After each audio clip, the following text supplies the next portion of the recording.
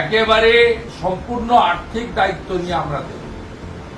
এখানে অভিজিৎ দাস ববি প্রার্থী হিসাবে তিনি গণনার দিন এবং গণনার পর থেকে প্রত্যেকটি কর্মী পাশে দাঁড়ানোর চেষ্টা করেছেন। আমি তার প্রতিও কৃতজ্ঞতা জ্ঞাপন করি। তিনি তার নিজের বাড়ি, পার্শ্ববর্তী বাড়িগুলো ভাড়া করে আপনাদের মোটা কাপড়, মোটা ভাতের অন্তত বেঁচে থাকার জন্য যেটুকু লাগে সে সুযোগ ব্যবস্থা করেছেন।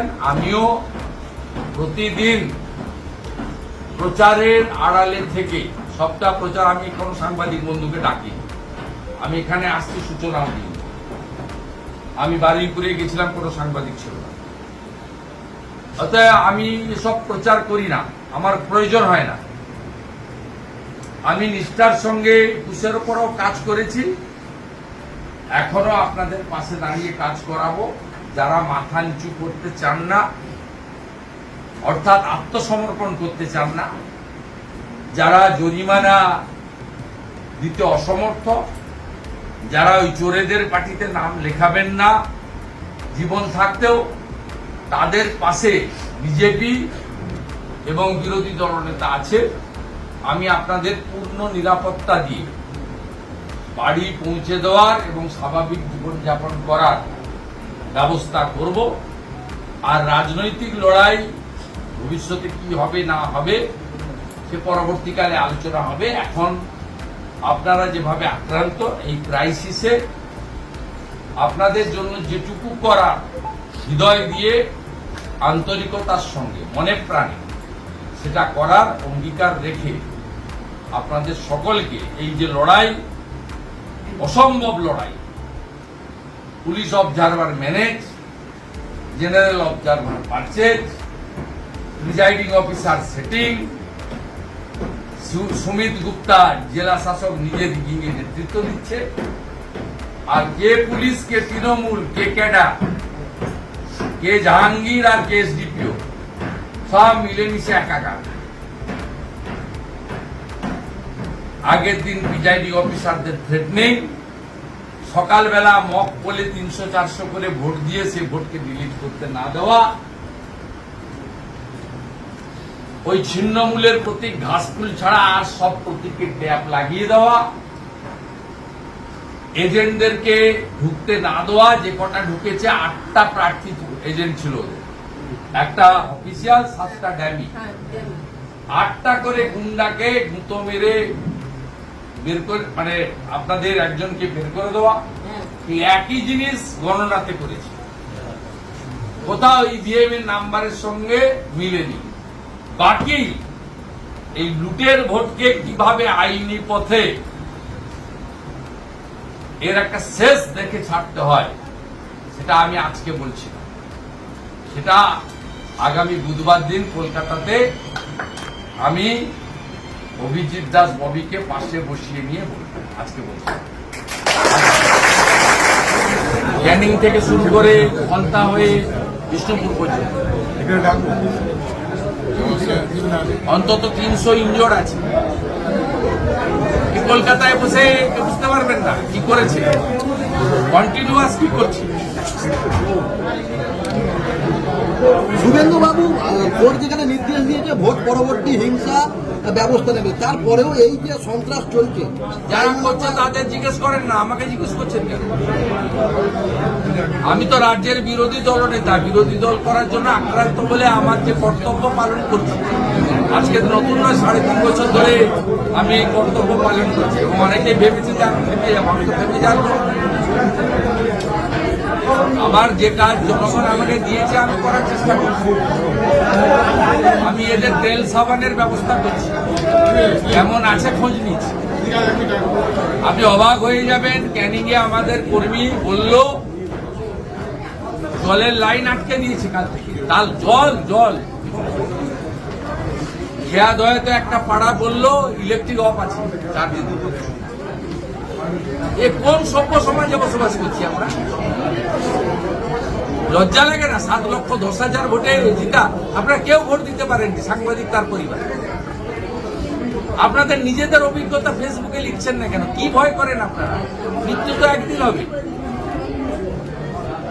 মৃত্যু তো দুবার হবে না। কোন সাংবাদিকের পরিবার ভোট দিতে পারেননি আপনারা ডায়মন্ড হারবার, হয়তো উনাকেই দিতেন। লক্ষ্মীর ভান্ডারে জয়গান গাইতে গাইতে হয়তো দিতেন কেউ, কিন্তু তাকে সে সুযোগও দেন না। কোন লোক ভোট দিতে পারে।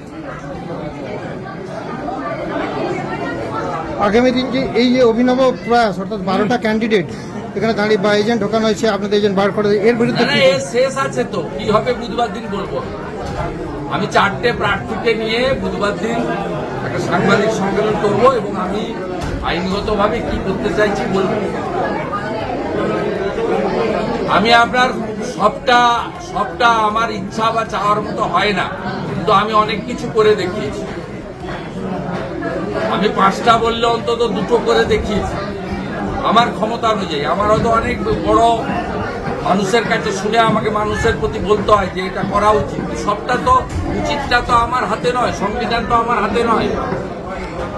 আমি তো সরাসরি নিয়ন্ত্রক নই সব জায়গায়। আমার যে কাজ আমি আমার জনগণকে দিয়ে করা উচিত আমি সেটা করার চেষ্টা করছি। এখনো যে মহিলারা, যুবকরা তারা এখনো যে লড়তে চান, এটা দেখুন এইরকম একটা চটপাতা জায়গায় ঘুমানো কি সম্ভব? আজকে 5-6 দিন আছে, আরো কত 6 দিন থাকতে হবে তারও জানে না। তবু তো এখানে তারা বাড়িতে যেভাবে থাকেন, সকালবেলা উঠেন, বাথরুম করেন, ব্রাশ করেন, চা খান, ঘরের লোক চা করে দেয়, এগুলো কি শিবিরে সম্ভব? এখানে সকলের জন্য যা হয়, কোনোদিন ঘন্ট ডাল, কোনোদিন 1 টুকরো ডিম ঝোল ভাত, রাত্রিবেলা হয়তো মুড়ি চানাচুর, ভাত হয়নি। এইভাবে যে কষ্ট করে এরা কাটাচ্ছেন, প্রত্যেকে গরমের মধ্যে প্যাচ পেঁচে গরম, নিচে একটা চটের উপর শুয়ে আছে। এত অভাব তো এদের নেই। প্রত্যেকের বাড়িতে তো একটা মোটামুটি একটা, এরা উচ্চবিত্ত না হলেও তো একটা মোটামুটি লাইভলিহুড জীবনযাপন করেন। কি কষ্ট এরা পালন করছেন। তারপরেও বলছে কিডনি যদি নিয়ে নেয় নিয়ে নিস, চোরেদের পার্টি করবো। আমি এগুলো নিয়ে কিছু বলবো, আমি এগুলো নিয়ে কিছু বলবো না। আমি বিরোধী দলনেতা, এগুলোর কাজ সংগঠনের কাজ। তার জন্য সংগঠন আছে, তাদের জন্য কমিটি আছে, তারা বলবে। আমি এখনো পর্যন্ত দক্ষিণ চব্বিশ কত পরিবার ভোট ছাড়া বা ডায়মন্ড হারবার কেন্দ্রে এখন পর্যন্ত কত পরিবার আমি ভোট? তো ওখানে 254 মিট করলাম, এখানে প্রায় 100-র উপরে মিট করলাম। আমি নিজেই তো 350-র উপরে মিট করলাম। আমার ধারণা 3 থেকে 4 হাজার পরিবার ঘর ছাড়া। শুভেন্দুবাবু, কোন বিধানসভা সব থেকে বেশি এখানে, ফলতা না বিষ্ণুপুর? কোন বিধানসভা বেশি আক্রান্ত হয় মানুষ এখানে? কি জানলেন রায়গঞ্জ লোকসভার মধ্যে? বিষ্ণুপুরে কিছুটা প্রতিরোধ হয়েছে বলে এখানে আক্রমণটা বেশি করছে। যেহেতু বিষ্ণুপুরে একটু প্রতিরোধ হয়েছে এবং অন্য জায়গায় 1 লাখ, 1.5 লাখ, 2 লাখ লোক লিড হয়েছে, এখানে মনে হয় 40,000 না 41,000। এবং এখানে কিছু বুথে মানে আলালের দুলাল, মাননীয় মুখ্যমন্ত্রী আলালের দুলাল কিছু বুথে হেরে গেছে। সেই রাগ থেকে এখানে একটু বেশি করছে, কিন্তু ফলতাতে তো বিগত 18 সাল থেকেই শুয়ে দিয়েছে। তারপরেও যে 260টা বুথের মধ্যে 30টা বুথে একটু চেষ্টা করেছিল ছেলেরা, 30টা বুথকে ধরে টার্গেট করে মারছে। একদম অপোজিশনের যাতে কোনো অস্তিত্ব না থাকে আগামী দিনের কোনো নির্বাচনে, তার জন্য বেছে বেছে টার্গেট করে করা হচ্ছে। এবং 2টো শর্ত,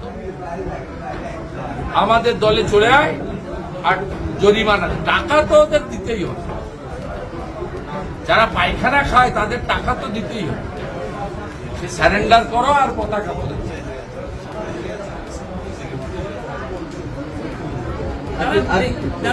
যেখানে বলেছিল যে সংসদ 4 লক্ষ ভোটের ব্যবধানে জিতবে, সেখানে প্রায় 7 লক্ষ ভোটের ব্যবধানে। আপনি নিজে ভোট দিতে পেরেছেন, আপনার পরিবার ভোট দিতে পেরেছে, আপনি কাকে প্রশ্ন করছেন? আপনি কাকে প্রশ্ন করছেন? এখানে কি প্রথম লোকসভার ভোট হচ্ছে নাকি? ওই চ্যাংড়ার থেকে কি কম দরের নেতা ছিল নাকি সোমেন মিত্র? ওই চ্যাংড়াটার থেকে কি কম দরের নেতা ছিলেন নাকি শ্রমিক লাহিড়ী?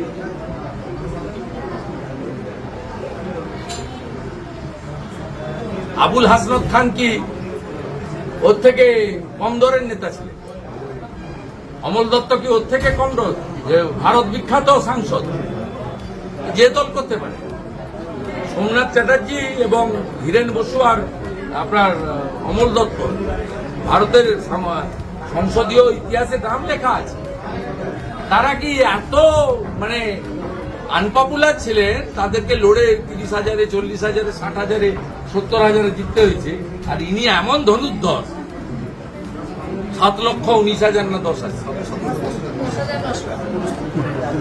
দাদা, কেন্দ্রীয় বাহিনী দক্ষিণ 24 পরগনা তো দেখতেই পাইনি কোথাও। পুলিশ ব্যবহার করতে দেয়নি। কেন্দ্রীয় বাহিনী ওই করেন কেন? আমি যদি বিজেপি করে বলি, কেন্দ্রীয় বাহিনী এমএইচ এর আন্ডারে।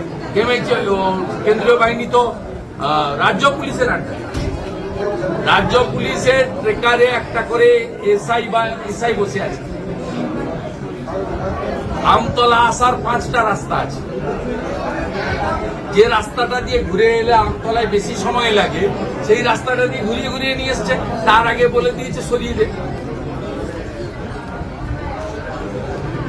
গোলাবাজ ভাইপোর পিএ সুমিত রায় আর এবং জেলা শাসক সুমিত গুপ্তা এই পুরো ব্যবস্থাপনাটাকে কন্ট্রোল করেছে। আমরা উই নো এভরিথিং, এবং এটা ছাড়া হবে না, ডকুমেন্ট আছে। ওয়েবকাস্টিং ক্যামেরা ঘুরিয়েছে, কোনো ক্যামেরাতে কিছু আসেনি। থাম ইমপ্রেশন এবং সিগনেচার একজনের, আর ভোট দিয়েছে একজনের। ছেড়ে দিব ভেবেছেন আপনি নাকি? ছেড়ে দেওয়া হবে, লড়াই চলছে, চলবে। কালকে শপথ গ্রহণ অনুষ্ঠানে উনি বলেন যে আমি আমন্ত্রিত পাইনি। এই ব্যাপারটা নিয়ে কি বলছেন? উনি বলেন যে আমি আমন্ত্রিত পাইনি, এই ব্যাপারটা নিয়ে আপনি কি বলছেন? আমি অত্যন্ত খুশি ও নারাজ আজ। মোদির যে শুরুটা খুব ভালো হয়েছে, ওইটা গেলে শুরুটাতে একটু দূর থেকে